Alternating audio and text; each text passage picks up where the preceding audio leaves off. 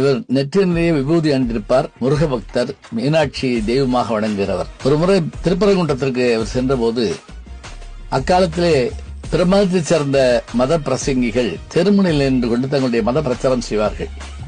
அப்போது அவர்கள் சொல்லுகிற வார்த்தை பிற மதத்தை சார்ந்தவருடைய மனதில் சென்று புண்போல தைக்கும். அவர் என்ன சொன்னார் என்றால், எதற்காக கல்லை வணங்குகிறீர்கள்? வாசல் படியும் கல்லுதான், தூணும் கல்லுதான், உள்ளே இருக்கிற உங்கள் கடவுளும் கல்லுதானே என்று சொல்ல, அதை கேட்டுக்கொண்டு பலர் வருத்தத்தோடு சென்று கொண்டிருக்க, நம்முடைய தேவர் அவர்கள் சற்றும் தயங்காது சடார் என்ற அவரிடத்தில் போய், இவ்வாறு பேசுவதை நீங்கள் நிறுத்த வேண்டும். உங்கள் மதம் உங்களுக்கு பெரியது என்றால் என் மதம் எனக்கு பெரியது. எப்படி நீங்கள் எல்லாம் கல் என்று சொல்லலாம்? பெண்ணன் போல் ஒருத்திதான், ஆனால் அவள் பெற்றெடுக்கும் போது தாயாகவும், உடன் இருக்கும் போது சகோதரியாகவும், மணந்து கொண்டால் மனைவியாகவும் மாறுகிற தன்மை கொண்டவளாகத்தான் பெண் இருக்கிறாள். எனவே அப்படிப்பட்ட அந்த வேறுபாடுகளை புரிந்து கொள்ள வேண்டும் என்று